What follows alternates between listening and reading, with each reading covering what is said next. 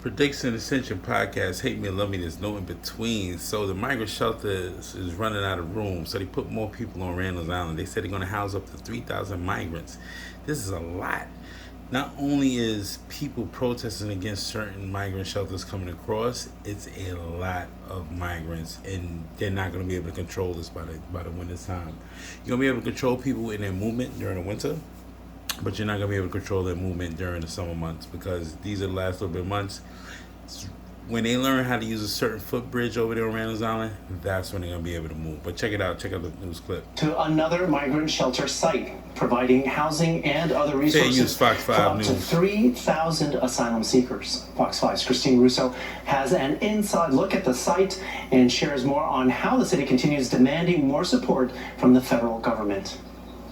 This is our newest site at Randall's Island. There's a total of 6 tents for single and married adults at the city's new center at Field 83.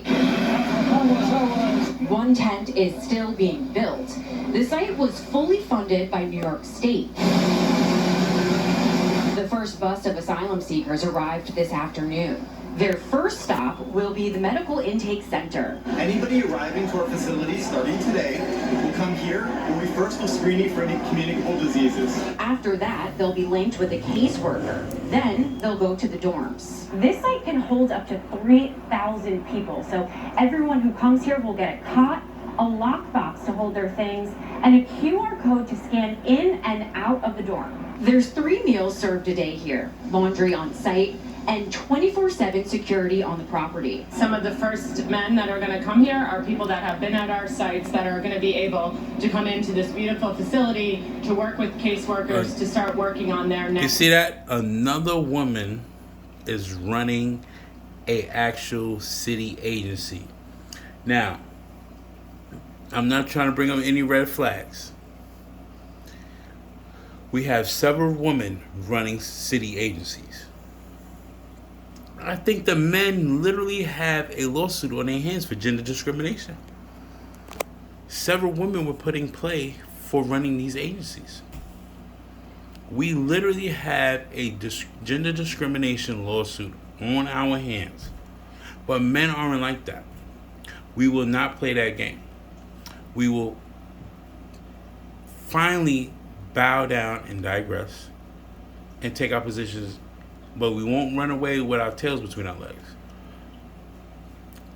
We will show that it's a fact that they're putting a lot of women in play to take on this shitstorm, because men don't want to take on this shitstorm because men have certain logical ideals. We don't feel.